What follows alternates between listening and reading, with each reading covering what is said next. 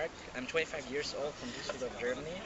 I was born in Dusseldorf. I'm currently back in Dusseldorf, but my favorite thing to do is explore the world and see different countries. So right now I'm back here to save money for my next adventure.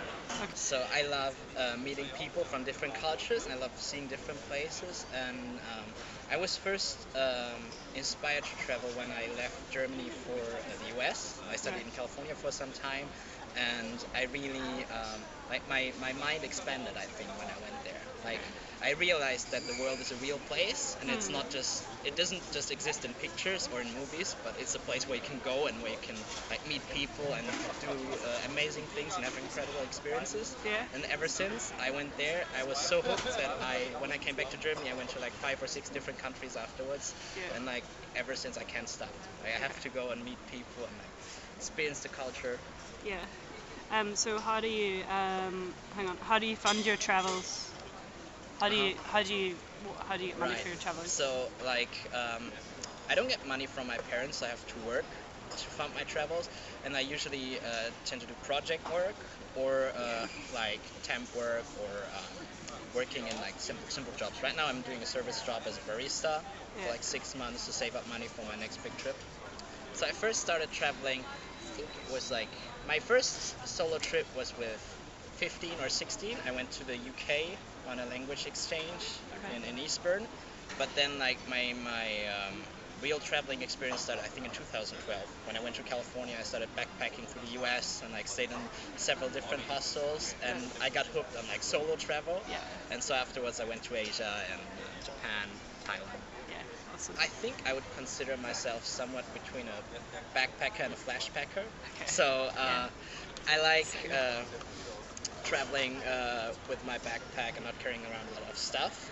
Yeah. But I do that with a lot of gadgets. Like, I take my cell phone, or I might take an e-reader to read books on the go. But I'm usually trying to stay in budget hostels and experiencing things from a local's perspective, like eating street food and like talking to the locals and like using public transportation. So I'm really into that, and I don't like what is it called, like the classical hotel or tours. I'm not into that. Like pre-book trip. I like to go to a place and like see where things go and like what's up.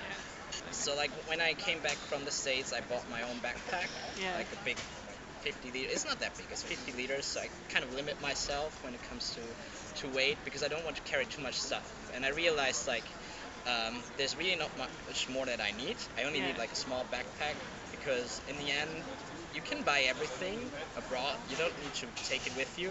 And like I take a couple of shirts, a couple of shorts, so backpack is really fine, and I can go anywhere. Like I'm not what do you say?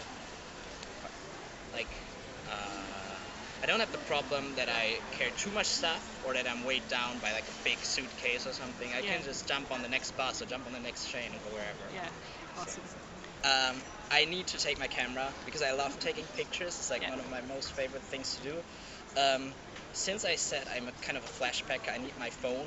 Because especially nowadays, it's so easy to travel when you have an iPhone or like an Android phone, whatever, where you can like look up words, you can look up directions. So I'd say my camera and my phone are definitely essential. And then I have like a scarf. It's like a personal item. I bought it in 2012 in Germany, and I've taken it to every country I've been, like to the US, to Asia, to Europe. Everywhere I go with that scarf. It's been like a personal accessory, because I can use it as a towel, I can use it as a scarf, I can use it as a hat. Like it's really versatile. And it's been some kind of fetish that I just like, okay, I take it to every place I go. The best thing about traveling, I think, is experiencing different perspective, like getting to know different perspectives on life. Because if I go to a country, I usually have like a certain worldview, a certain perspective on things, and then once I've traveled to a different place, that changes, and that's like the best thing. Like you go somewhere and you meet local people, you see how they live and how different life is from back home. And so I'm so interested to see what the world is really like, and like see the different cultures and experience the cultures. And so it's I can't imagine doing anything else but that. Like. So the scariest thing, I think it was in Cambodia in a hostel. Yeah. I woke up at 2 a.m. in the morning, Yeah. and I had fevers and I was shivering and I didn't know what's up, and I started googling symptoms and it Yeah. looked like I had dengue fever, but there was no one around that could have taken me to the hospital. Yeah. So I was starting to freak out, like, okay, what's going on? Like, this seems to be kind of dangerous Yeah. because like I had 41 degrees fever. It was really, really high, and I called my insurance. They're like, go to the hospital right away. But there was no hospital in the area at the time. And so I said, okay, I will take some like painkillers and I will wait until the morning, and I talked to the hostel staff and then I figure out where to go. And so the next morning they were able to take me to a hospital which was like an hour away, and everything was fine. But at the time I was like, shit, this could be really bad. Yeah. It's a bit scary when you're stuck without medical places. But in the end it's cool because you learn to live through those experiences and it makes you kind of stronger. Like you realize, okay, even I'm by myself, I can deal with that, and I can make it through. That I don't need as much stuff. Like I've been a really material person that collects so many things and like owns a lot of gadgets or a lot of like stuff in general. Yeah. And every time I came back from a trip, I threw like half of my stuff out because I realized I don't need it. Like I don't need a TV, or I don't need this, I don't need this. I just like, the thing I need is my backpack, a couple of clothes and my camera, and then I'm off, like ready to go. So that really struck me. Like, and I think it's something that is still with me. That it's a smaller place than everyone seems, than everyone makes it out to be. Like everyone thinks, oh, the world is so big, but I've learned like I can be anywhere in the world within like a day, and like I've met so many people from all over the world that I can be sitting in Dusseldorf right now, but I can be talking to people in Japan or Brazil, and it makes me feel like I don't know, everything's kind of close. Even though it's far away, I feel like it's only a couple of hours. Yeah. That I've been to? Yeah. Yeah.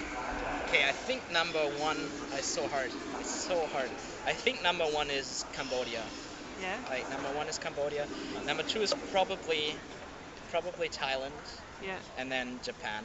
Okay. Like those are the countries that impressed me the most. Yeah. And I think it's because they are the most different from like Western or European countries that I've traveled to so far. Like it was so interesting to see a completely different lifestyle and like completely different culture in general. Like being surrounded by temples and like the jungle, or in Japan, like everything is kind of Western, but then in a Japanese way, right? You have like sliding doors, but they are like, how do you say, like modern sliding doors. They're not the traditional wooden ones, but it feels like it's a kind of modern society with really traditional roots. That was very, very impressive. Okay.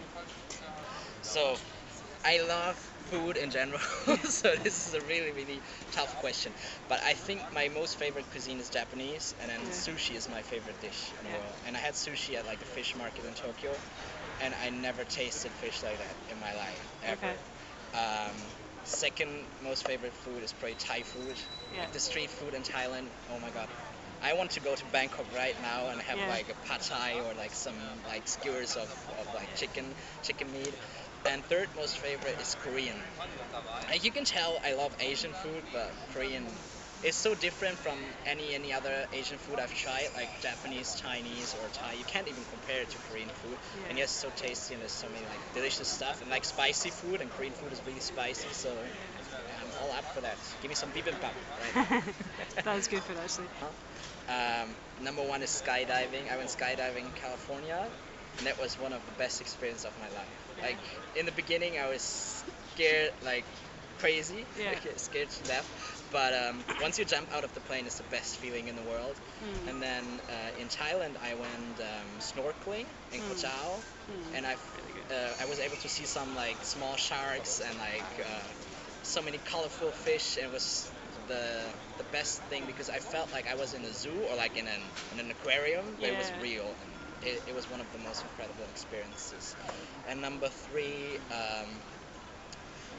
it's tough. It's tough. Adventure activities. I went like, that was really cool. I went canoeing in California as well, and it was in a spot called the Triangle of Death, and it has the highest concentrations of white sharks on the California coast.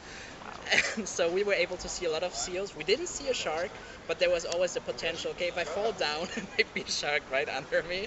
And that was a really, really, really cool thing. And I miss kayaking in general. I really like to do kayaking in the mountains, like when there's a river or like a fjord in a way. Oh, awesome. Right, last question. Travel wisdom. Just state like a one-liner, your best piece of travel advice for those maybe new to traveling. So like, my most favorite quote about traveling is like, a destination is never a place, but a new way of seeing things. And I think it's the most true statement about travel, because wherever I go, I get a new perspective on the world and like on my life.